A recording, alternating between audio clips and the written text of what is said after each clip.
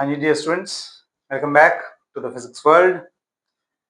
और सबसे पहले तो सबको नमस्कार, आदाब। आई होप सभी अच्छे से पढ़ रहे होंगे। और हम बेटा मैग्नेटिक फील्ड वाला चैप्टर पढ़ रहे हैं। लास्ट टाइम हमने इसमें किया था कि अगर एक स्टेट वायर ले लें, स्टेट कंडक्टर ले लें, बिल्कुल करंट कैरिंग वायर, तो उसमें मैग्नेटिक फील्ड कितनी होती है, उसकी वजह से उसकी सराउंडिंग में जो मैग्नेटिक फील्ड प्रोड्यूस होती है वो कितनी है। ठीक है, so this was the case. Current carrying conductor लिया था और इसकी सराउंडिंग में मैग्नेटिक फील्ड बनती है, वो हम देख रहे थे कि कितनी होगी। अब जैसे हम इलेक्ट्रिक फील्ड में करते थे वैसे ही मैग्नेटिक फील्ड में भी उसी आर्टिकल की नेक्स्ट कॉम्प्लिकेटेड वर्जन करते हैं। सेम है, बिल्कुल सेम। वही हमारा आज का टॉपिक है। आज हम क्या सीखेंगे? आज हम सीखेंगे कि अगर इस वायर को फोल्ड मार दें ऐसे, ठीक है, जिसमें करंट है, करंट फ्लो कर रहा है, लेट्स से ऐसे डायरेक्शन में, किसी भी डायरेक्शन में, क्लॉकवाइज और एंटी क्लॉकवाइज, बात की बात है। अगर किसी करंट कैरिंग कॉइल को हम ले लें, ऐसे सर्कुलर कॉइल बना दें, उसकी वजह से भी कुछ इलेक्ट्रिक मैग्नेटिक फील्ड होगी। वो कितनी होगी वो हमने निकालनी है। ठीक है, तो जैसे इलेक्ट्रिक फील्ड में हमने पहले स्ट्रेट लाइन ली, वायर ली, इनफाइनाइट वायर, उसके बाद उसे फोल्ड मारा, रिंग बनाया, रिंग को फिर भर दिया, डिस्क बनाई, डिस्क को फिर थ्री डायमेंशनल किया, स्फीयर बनाया। इस तरह से ही मैग्नेटिक फील्ड में भी सेम ऑर्डर को फॉलो करते हुए हम सारे केसेस तो नहीं आएंगे मैग्नेटिक फील्ड में, लेकिन जो केस आ रहा है मैग्नेटिक इनफाइनाइट वायर और उसके बाद सर्कुलर कॉइल, ये बड़ा इंटरेस्टिंग और बड़ा इंपॉर्टेंट केस है। ठीक, तो अब इस कॉइल में करंट कैरिंग कॉइल है ये, इसमें कुछ मैग्नेटिक फील्ड होगी इसकी वजह से, और हम क्या करेंगे, हम P पॉइंट पे which is at some distance from its centre, ऐसे, और इसकी वजह से यहाँ पे इसकी रेडियस हो गई R, इसे हम ले लेते हैं X, और इसकी वजह से हम निकालेंगे कि कितनी फील्ड आती है, कितनी फील्ड आ जाती है इसकी वजह से। ओके, चल तो शुरू करते हैं आज का काम। ये वाला आर्टिकल लेके प्रभु का नाम शुरू कर रहा हूं। तो सबसे पहले क्या लगाते हैं इसमें? लास्ट टाइम क्या लगाया था? DB, small electric, small magnetic field. तो यहाँ पे कोई स्मॉल करंट एलिमेंट मान लो, यहाँ पे मान लो कोई स्मॉल करंट एलिमेंट है डीएल, ठीक है, और उस डीएल की वजह से कुछ ना कुछ यहाँ पे फील्ड लगेगी, मैग्नेटिक फील्ड, है ना, इस तरफ, चाहे ऐसे मान लो उसे, ये डायरेक्शन हो गई। ठीक है, तो कितनी होगी वो हम निकाल लेंगे बायोट-सावर्ट लॉ से, mu naught upon 4 pi I D L cross R cap और डिवाइडेड बाय आर स्क्वायर, यही निकालना था कुछ, है ना। अच्छा, इसके दो कंपोनेंट्स होंगे, ये भी देखो, एक कंपोनेंट इधर जाएगा, एक कंपोनेंट इधर जाएगा, ऐसे ले सकते हो। मतलब एक अलोंग एक्स एक्सिस होगा, एक अलोंग वाई एक्सिस होगा, राइट, एक अलोंग एक्स एक्सिस, एक अलोंग वाई एक्सिस, तो ठीक है, वो भी ले सकते हैं। उसे हम दो में पार्ट्स में डिवाइड कर लेंगे। फिलहाल डीएल कितना है, आर कितना है, वो हमने देखना है। ठीक है, तो एंगल भी कौन सा लें वो भी हमने देखना है। तो हम वैल्यूज पुट करना शुरू कर देते हैं। ठीक है, हाँ करो, देखो क्या करेंगे। अच्छा, ये चीज एक मैं पहले क्लियर कर दूं कि ये जो कॉइल है ये इस तरह से है, ठीक है, ये कॉइल इस प्लेन में है, आउट ऑफ द बोर्ड जो है ये इस प्लेन में है, और हमने क्या किया है, हमने पॉइंट इसके एक्सिस पे लिया, यहाँ पे, ठीक है, इसके एक्सिस पे पॉइंट लिया। तो आप देखोगे कि अगर ये हमारी सर्कुलर रिंग या कॉइल है, तो इसके एक्सिस पे हमने ये पॉइंट लिया है, यहाँ पे ऐसे, इसके सेंटर से। ठीक, तो इसमें देखने वाली चीज क्या है कि एक इस पी पॉइंट से एक कंपोनेंट जो है वो ऊपर आएगा, और दूसरा कंपोनेंट जो है वो बिल्कुल इसके ऑपोजिट, डायमेट्रिकली ऑपोजिट एंड पे, यहाँ पे भी आएगा। ठीक है, this is DL, let's say उसे अगर ए बी नाम दे दो, इसे ए डैश बी डैश नाम दे दो। ऐसे भी करेंगे, ठीक। ओके, इससे होगा क्या कि अगर इसका भी आप मैग्नेटिक फील्ड देखोगे तो हमने फाइनली टोटल रिंग की वजह से निकालना है, टोटल सर्कुलर कॉइल की वजह से निकालना है, ठीक है। इस सर्कुलर कॉइल में इस पॉइंट से एक थोड़ा सा ऊपर है और एक उसी में नीचे है, एक साइड में है, एक इस तरफ है, सारों के सारे कंपोनेंट्स आपको काउंट करने पड़ेंगे। So the total magnetic field will be equal to, summation बोल दो या इंटीग्रेशन बोल दो, जो भी हम ले, ऐसे ही लेता है ना, ऐसे ही लेते हैं, राइट। तो यही होगा। और dB जो है उसके दो कंपोनेंट्स बनते हैं, एक बनता है अलोंग एक्स एक्सिस, एक बनता है अलोंग वाई एक्सिस, ठीक। और इसमें भी क्या होगा कि दूसरे के भी दो कंपोनेंट्स बनेंगे, एक अलोंग वाई, एक अलोंग एक्स। तो होगा ये कि एक्स एक्स वाले कंपोनेंट्स तो ऐड होते रहेंगे और वाई वाई वाले कंपोनेंट कटते रहेंगे, कैंसल आउट होते रहेंगे, तो सिर्फ एक कंपोनेंट बच जाएगा, that will give you the total, ठीक है। इसे हम इस तरह से देखना है, आराम से अच्छे से देख लेते हैं, उसमें वैल्यूज आपको पता लग जाएंगी। ओके, एक बार कॉन्सेप्ट समझ में आ गया, ठीक है। और बस ये एंगल 90 डिग्री है, ये एंगल हम मान लेते हैं, ये एंगल हम कुछ मान लेते हैं, थीटा मान लें, फाई मान लें, फाई थीटा यहाँ पे मानेंगे, थीटा यहाँ पे मानेंगे तो it will be mu naught upon 4 pi I D L sine 90 हो जाएगा अपॉन आर स्क्वायर, ठीक है। एंगल वैसे ही देखते हो आप, ये आर है, इन दोनों के बीच का डिस्टेंस, ये डीएल है, डीएल से एंगल पे रखो, आर की तरफ मूव करो, जो परपेंडिकुलर डायरेक्शन है वो डीबी है, डीबी के दो कंपोनेंट्स हैं, एक अलोंग एक्स एक्सिस है, एक अलोंग वाई एक्सिस है, ऐसे ही दूसरे का भी, ये अलोंग डीबी है और एक अलोंग एक्स एक्सिस है और एक अलोंग वाई एक्सिस है ना, चेक कर लो। तो ये हो गया mu naught upon 4 pi I DL by R square, इसमें हम आगे की वैल्यूज पुट कर देते हैं, देखो चेक कर लो, यहां तक कोई डाउट तो नहीं।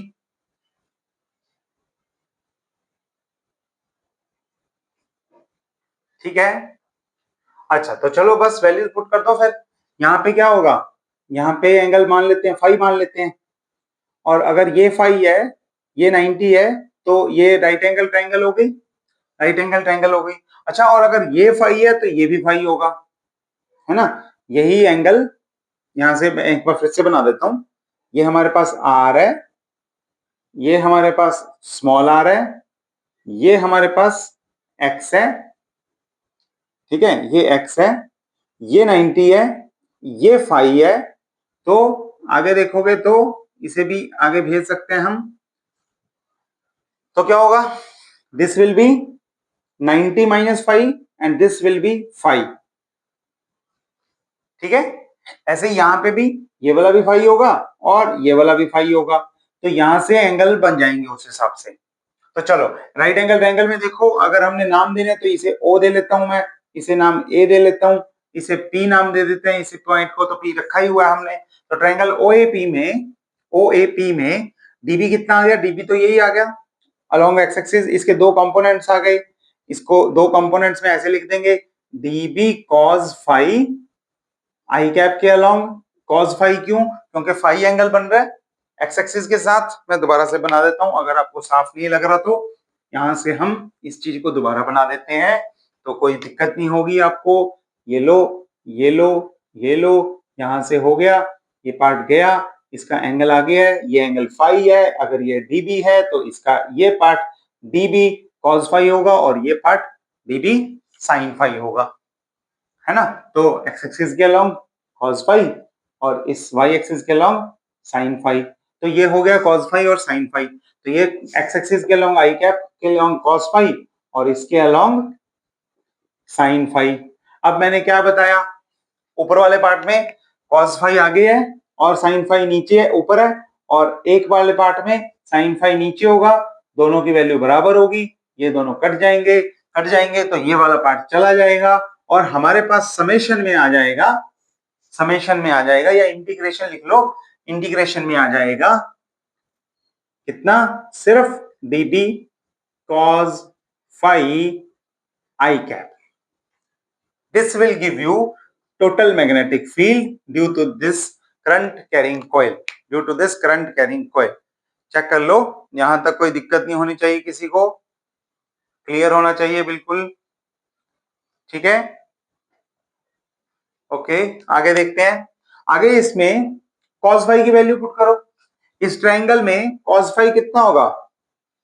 cos phi will be base upon hypotenuse.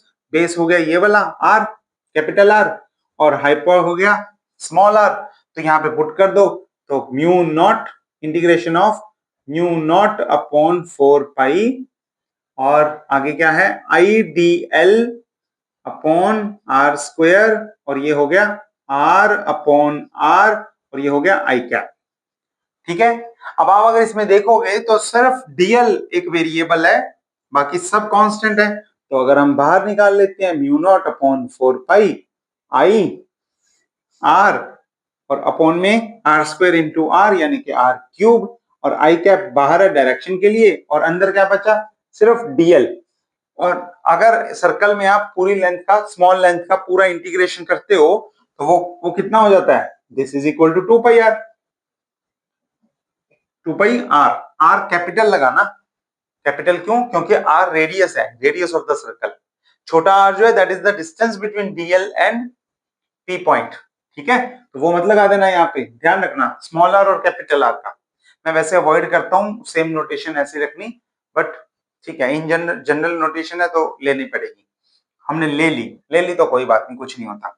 Okay, so this will be 2 pi R, 2 pi से 2 ये 4 पाई कट जाएगा, 2 बच जाएगा, और आर से आर स्क्वायर हो जाएगा। तो ये वाला फैक्टर हमारा एडजस्ट होके इतना आंसर आ गया। कितना आंसर आया, magnetic field is given by I cap के अलोंग है mu naught upon 2 R cube I R square, I R square, ठीक है।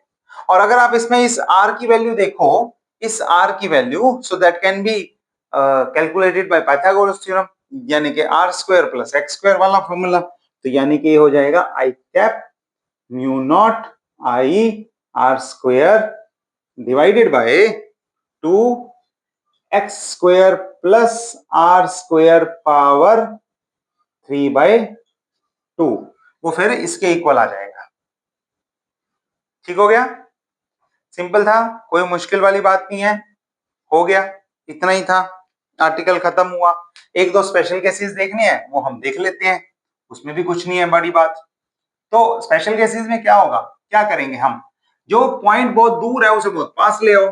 कितना पास, सेंटर तक ले आओ, इससे आगे और क्या, कहां जाओगे, दूसरी तरफ तो जाओगे तो भी डिस्टेंस बढ़ेगा ही। तो सबसे क्लोजेस्ट पॉइंट क्या है, एट द सेंटर, सेंटर पे, सेंटर पे कितना होगा, सेंटर पे x हो जाएगा 0, क्योंकि P पॉइंट को उठा के आप सेंटर पे ले आए, तो x हो जाएगा 0, x 0 हो जाएगा तो मैग्नेटिक फील्ड कितनी आ जाएगी, magnetic field will be equal to I cap, तो आई कैप है mu not I R square divided by 2 R square power 3/2, यानी कि R cube, 2 R cube means mu not I upon 2r I cap. So this is the formula for magnetic field at the center of the coil. At the center of the coil. खत्म हुआ, that's it. अच्छा, इसमें एक और चीज आती है, एक और चीज ये आती है कि अगर आपने इसमें n टर्न्स लगा दिए, मतलब उसी को घुमाई जा रहे हो आप, तो कॉइल में एक सर्कुलर कॉइल नहीं है, एक लूप नहीं है, n टर्न्स हैं, तो क्या होगा, तो बड़ा आसान है, मैग्नेटिक फील्ड n टाइम्स हो जाएगी, फॉर्मूला हो जाएगा mu naught N I upon 2r। और अगर दूसरे वाले पे लगाओगे तो उसमें भी सिर्फ n से मल्टीप्लाई कर दो, n gives you the number of turns in this loop, in this coil. जैसे जैसे आप कॉइल के नंबर ऑफ टर्न्स चेंज करोगे, बढ़ाओगे, वैसे वैसे मैग्नेटिक फील्ड बढ़ती रहेगी। ये आपने फिनोमेना बहुत बार यूज किया हुआ है, हम बहुत जगह पे नंबर ऑफ टर्न्स को यूज करते हैं, राइट। देख लो, सिंपल सा आर्टिकल था, सेंटर पे निकालना है वैसे निकालना है, और स्पेशल केस में बाकी तो रिजल्ट हमारे सामने ही है। इतना ही करना है, इसमें सर्कुलर कोयल वाला केस खत्म होता है।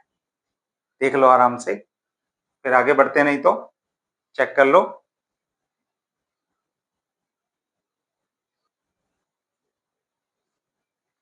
ठीक हो गया यहां तक? चल जाएगा।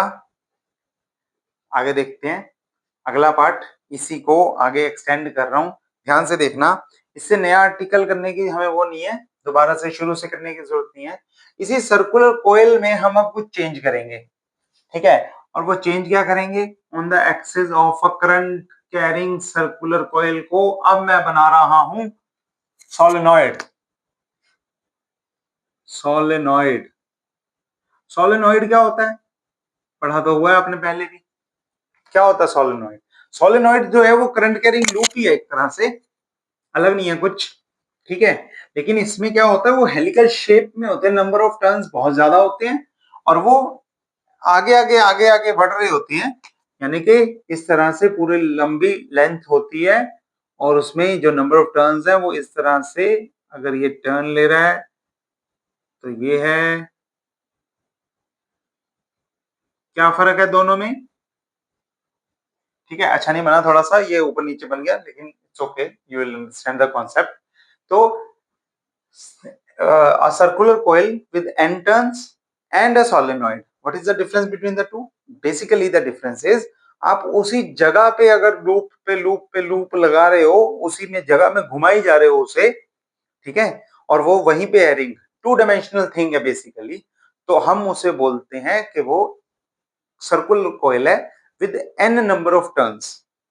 लेकिन अगर वही लूप आप आगे की आगे लेके आ रहे हो सिलेंड्रिकल शेप में, जैसे कि जैसे स्प्रिंग होता है ना, आप एक्सटेंड कर सकते हो, हेलिकल शेप होती है जैसे, अगर उसमें लेके आ रहे हो, उसमें नंबर ऑफ टर्न्स लगा रहे हो, इसमें सेंटर में कोई कोयल रखते हो, कोई कोर कोर पार्ट रख के उसके ऊपर लपेटते रहते हो उसे, पूरे कोर को, ठीक है, तो उसे बोलते हैं हम सोलेनॉइड। और इसमें अगर हम पी पॉइंट लेंगे, मान लो एक्सिस पे कहीं यहाँ पे ले रहे हैं, इसकी रेडियस तो वही है, वैसे ही है काम, इसकी रेडियस कितनी है, कैपिटल आर, ठीक है। यहाँ पे डीएल है कहीं पे, यहां से डीएल की डिस्टेंस कितनी है, स्मॉल आर, ठीक। केस तो वही है, कोई ऐसी दिक्कत वाली बात नहीं है, किसी भी एक रिंग को ले लो, किसी भी एक रिंग को ले लो, इसी तरह से बनेगा।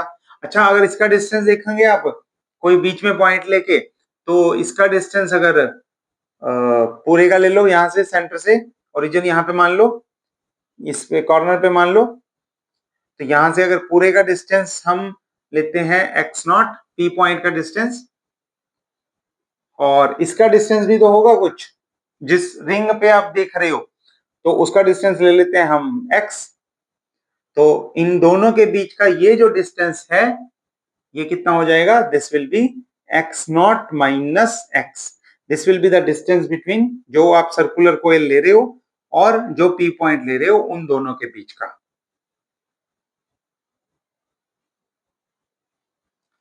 ठीक हो गया? ठीक है, इस तरह से ये डिस्टेंस आ गया। तो अब इस पे पी पॉइंट पे कितनी मैग्नेटिक फील्ड लगेगी ये आपको निकालना है। पी पॉइंट पे कितनी मैग्नेटिक फील्ड होगी due to solenoid on its axis, कितनी होगी वो निकालना है। सोलेनॉइड की लेंथ कितनी है वो भी हम बाद में देख लेंगे, ठीक है। फॉर्मूला वही रहेगा, तरीका वही रहेगा। इसमें कितनी मैग्नेटिक फील्ड निकली थी, इसमें मैग्नेटिक फील्ड निकली थी आई एक्सिस के अलोंग निकली थी, आई कैप एक्स एक्सिस के अलोंग म्यू नॉट अपॉन 2 था, और आर क्यूब था, है ना, आर क्यूब था। ये आर आर की वैल्यू क्या थी, आर की वैल्यू थी this X R square plus X square under root, है ना, अंडर रूट। ओके, अच्छा पहले डिस्टेंस x था, अब distance x not minus x है, x नॉट माइनस एक्स। पहले क्योंकि सर्कुलर कोयल एक ही था, हमने उसी के सेंटर को ओरिजिन माना था। अब सर्कुलर कोयल बहुत सारे हैं, हम स्टार्टिंग वाले को मान रहे हैं ओरिजिन, और बीच में किसी पॉइंट पे ले रहे हैं वो चीज, ठीक है। तो mu naught upon 2r cube, और ऊपर होगा आई आई आर स्क्वायर था, क्या था फॉर्मूला, आई आर स्क्वायर, ठीक है, यही आया था। आई कैप के अलोंग है, आई कैप के अलोंग लिख लेते हैं। Okay, N number of turns हैं, तो एन नंबर ऑफ टर्न्स भी मल्टीप्लाई कर देते हैं। ओके, लेकिन एक चीज और है यहाँ पे, एक चीज और है जो बड़ी स्पेशल है, एक चीज क्या है कि अब हम n नंबर ऑफ टर्न्स नहीं लेंगे ना, बिल्कुल नहीं। अब हम n को, n is not the number of turns, क्योंकि अब हम काउंट नहीं कर सकते कितने टर्न है। ठीक है, बहुत मुश्किल है। एक ही जगह पे टर्न लगाना आसान था, काउंट करना, नंबर लेना उसका, लेकिन अब आगे आगे आगे आगे एक्सटेंड कर रहे हैं। तो जैसे जैसे लेंथ बढ़ाएंगे सोलेनोइड की, वैसे वैसे नंबर ऑफ टर्न्स बढ़ेंगे, राइट। तो हम इसमें नंबर डेंसिटी लेते हैं। एन क्या लेते हैं? एन लेते हैं number of turns per unit length, number of turns per unit length. ठीक है, तो अगर हम लेंथ ले रहे हैं dx, मान लो हमने यहां पे कहीं पे, इसे फिर से बना के दिखाता हूं मैं। अगर कोई फॉर्मूला गड़बड़ है, कुछ ऊपर नीचे है तो बता देना, चेक कर लेना। एक बार मैं भी दोबारा से देख लेता हूं। पिछला आर्टिकल ही है, हम उसी को कंटिन्यू कर रहे हैं, उसमें कुछ अलग से तो कर नहीं रहे हैं। ठीक है, तो अगर इसमें ये हमारी रोड है, बीच में हमने ये छोटा सा पार्ट लिया है, इस पे हम काउंट कर रहे हैं सारा कुछ। इसके सेंटर का ये लेंथ dx है, इसके सेंटर से जो है ये ओरिजिन से ये वाली लेंथ x है, और ये जो P पॉइंट है यहाँ पे, P पॉइंट ये इससे कितना दूर है? r डिस्टेंस पे है, r ऐसे, r इसकी रेडियस है, और ये वाला डिस्टेंस x नॉट है। तो ये वाला डिस्टेंस जो है वो x नॉट माइनस x हो गया। ठीक है, आई होप सारा कुछ क्लियर ही है। एंगल थीटा मान लो, एंगल ये लो, ये एंगल थीटा मान लेते हैं हम। ठीक है, और इससे दो पॉइंट्स भी निकलेंगे, इस थीटा एंगल पे दो पॉइंट्स भी निकलेंगे। एक इस कॉर्नर से एंगल की वैल्यू होगी, और एक इस कॉर्नर से एंगल की वैल्यू होगी। ठीक है, इस तरह से होगा, चेक करो, इस तरह से होगा। तो अब हम इनसे जो पॉइंट्स लेंगे, तो हमारा x नॉट माइनस एक्स कितना होगा? देखो, x not minus x upon r will be, this is base upon perpendicular, है ना। तो ये हो जाएगा cot थीटा।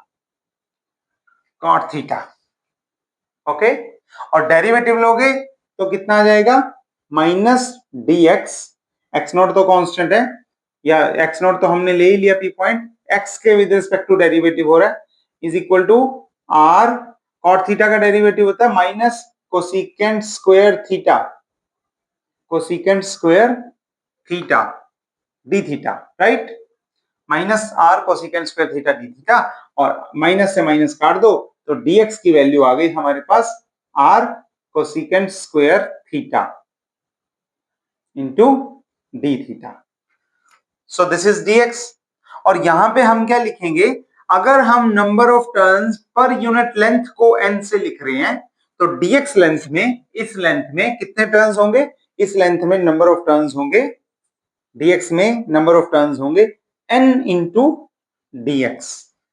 वन लेंथ में नंबर ऑफ टर्न्स जितने हैं dx लेंथ में, उससे मल्टीप्लाई कर दो। तो वन लेंथ में, पर यूनिट लेंथ मतलब वन लेंथ में n नंबर ऑफ टर्न्स है, तो यहाँ पे dx लेंथ में n into dx number of turns होंगे। ठीक है, तो ऊपर जो मल्टीप्लाई होगा, तो मैग्नेटिक बी का जो मैग्नेटिक फील्ड का फॉर्मूला बनेगा, that will be mu naught I R square upon 2r cube into n dx. This is a very important point. This is a very important point. आपको यहाँ पे इस तरह से लेना है। This is the main thing of this article. कि उसी करंट कैरिंग सर्कुलर कॉइल वाले लूप को आपने सोलेनॉइड में कैसे कन्वर्ट किया। ठीक है, यहां तक पहुंच गए? आई होप पहुंच ही गए, कोई दिक्कत ही नहीं है। अब वैल्यूज पुट कर दो बस। अब वैल्यूज पुट करोगे तो dx की जगह पे क्या भरोगे? dx की जगह पे भरोगे r कोसेकेंट स्क्वायर थीटा, मैं यहीं पे लिखता हूं। तो magnetic field will become mu not I R square divided by 2r cube n, dx is r cosecant square theta into D theta, right. Check कर लो, कोई दिक्कत वाली बात ना हो। ओके, अब R cosecant square theta, R upon R कितना है, यहां से देखो ये हमारे पास आर है और ये हमारे पास स्मॉल आर है, इन दोनों का रेशियो कितना होगा, अगर ये एंगल थीटा है तो this is perpendicular, perpendicular upon this is what, sine theta, sine theta, so R upon R is sine theta, is sine theta.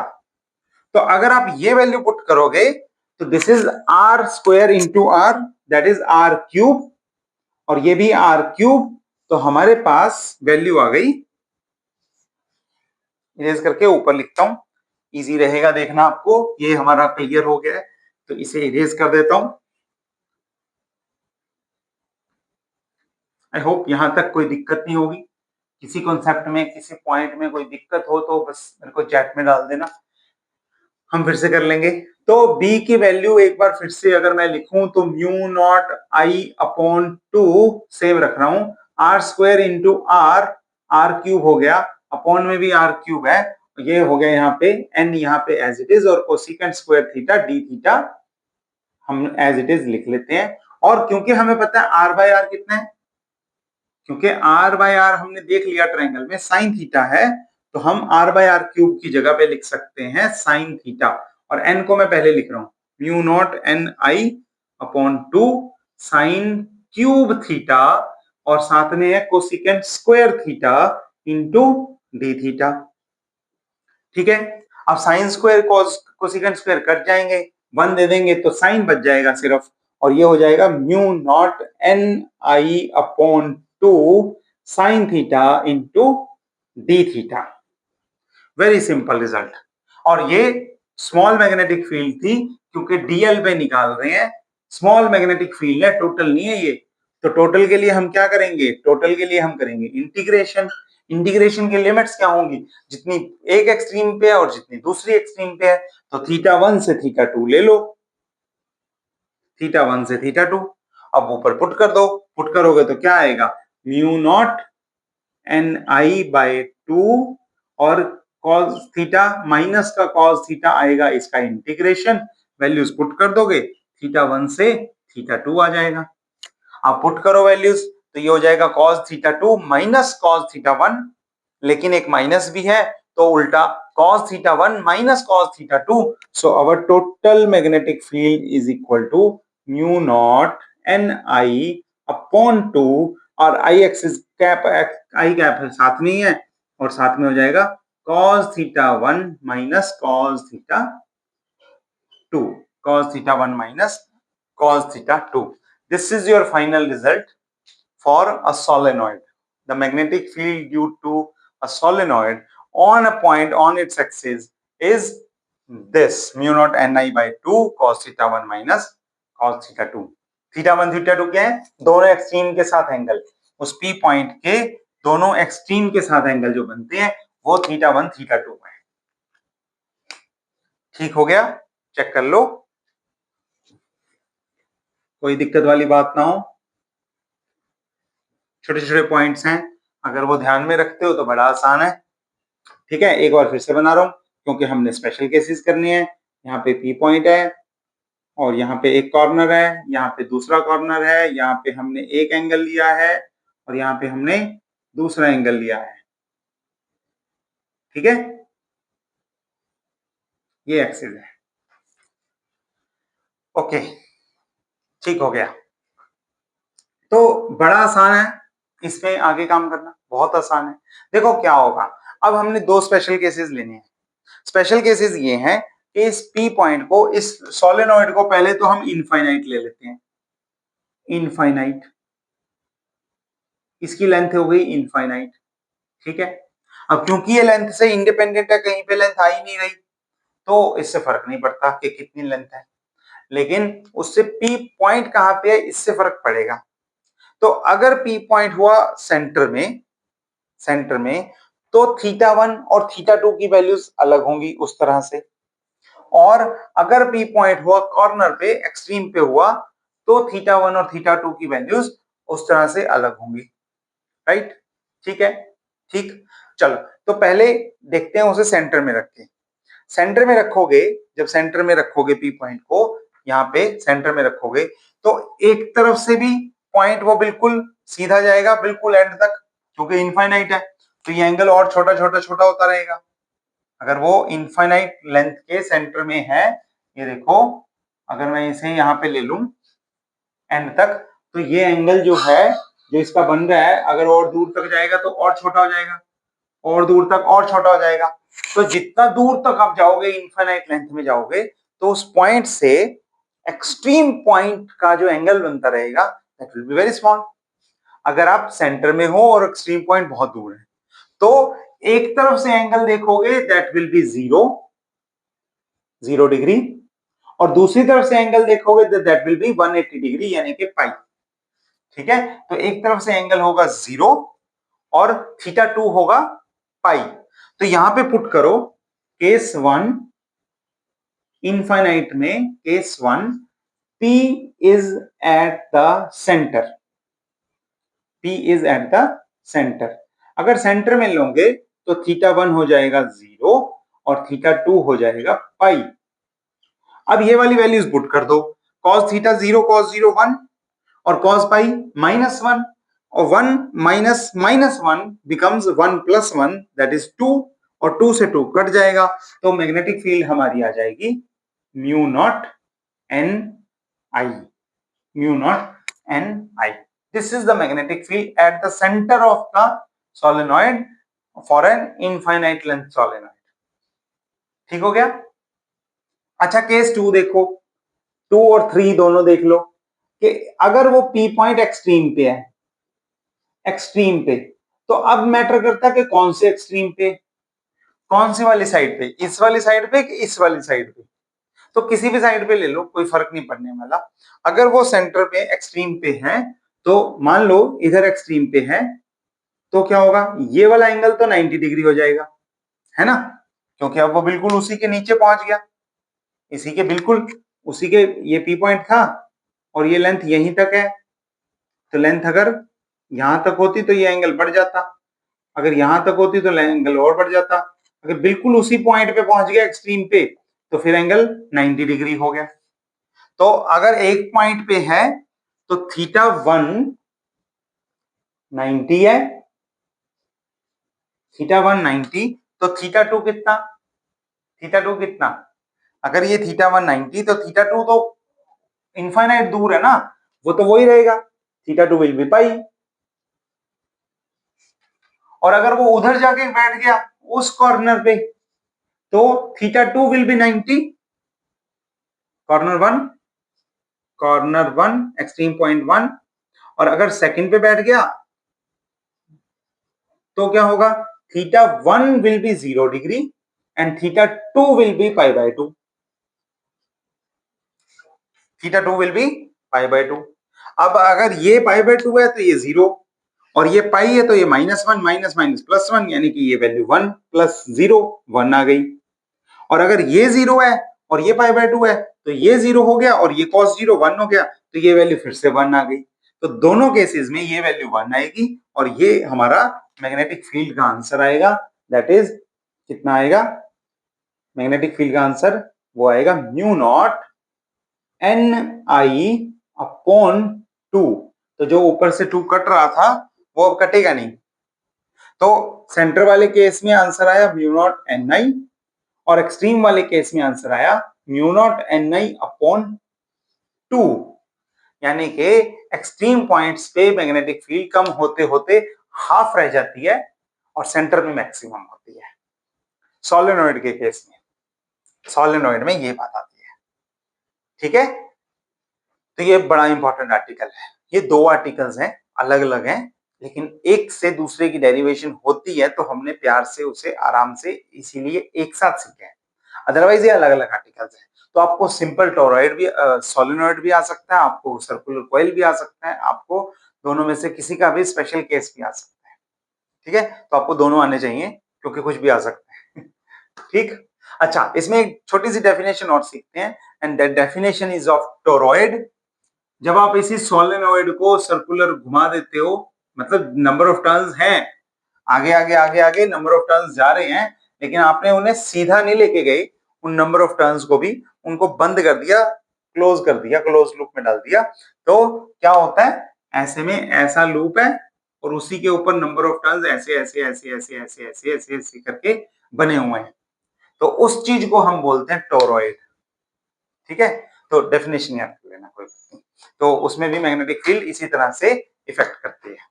ठीक, तो हमारा यहां तक का काम हो गया। हमने जो है ये वाला आर्टिकल पूरा कर लिया है। यहां तक आपने पढ़ के आना है। हम मिलेंगे अगली क्लास में।